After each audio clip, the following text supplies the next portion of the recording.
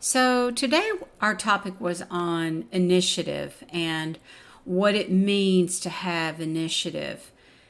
And I like the concept or the comparison being proactive versus reactive, thinking ahead and taking action. When you're on top of things, you have this confidence, and that confidence leads to happiness and satisfaction. Um, just everything seems to be falling in place. How do you get there? The number one thing when looking at being proactive is your planning.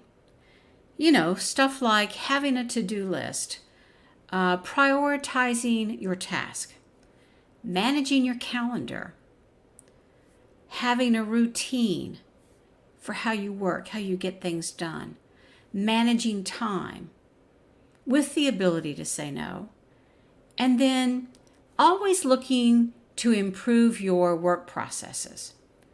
So, Stephen Covey, which I'm sure you're all aware who that is, has an example that I really like. And if you could imagine a circle, and the name of the circle is going to be Circle of Concern. You put all your concerns, your health, your job, kids, finances, everything, anything that keeps you up at night, you put it in there. Put it in this circle of concern. And then you imagine a circle within that circle. So, kind of an inside circle.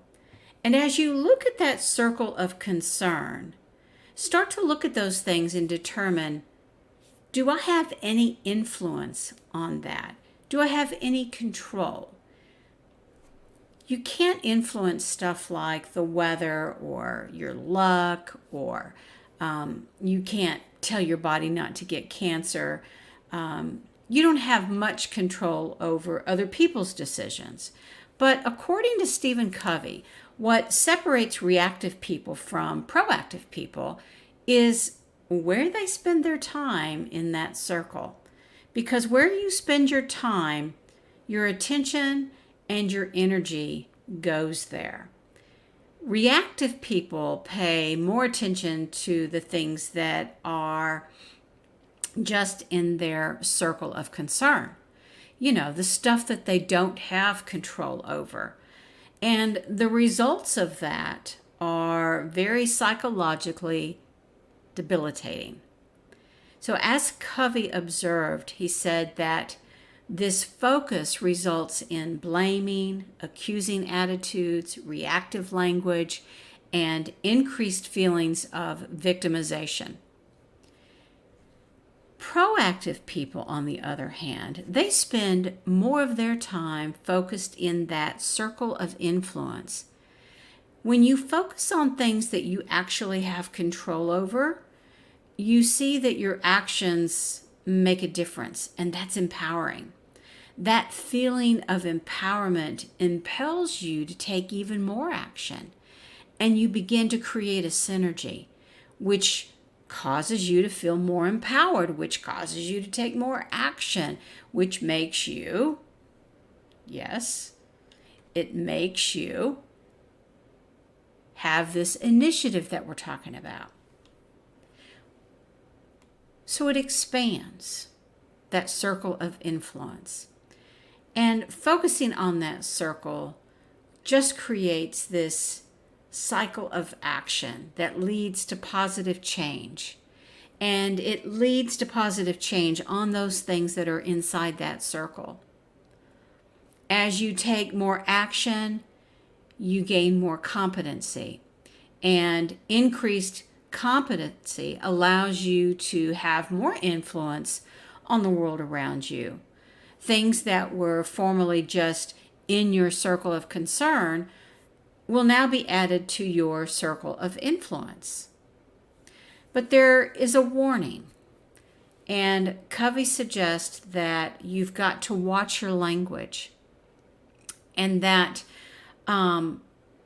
making sure that how you speak guides how you see the world. If most of your language is reactive, you're likely going to be more reactive. So it's the proactive talk that we want to focus on. What does that mean? Reactive phrases are things like, well, there's nothing I can do. That's just the way I am. He makes me so mad. They won't allow that. I have to do that. I can't. I must. If only. So whenever you catch yourself using one of these reactive phrases, replace it with a proactive one like, let's look at our alternatives. I can choose a different approach. I control how I respond to this. I choose. I prefer.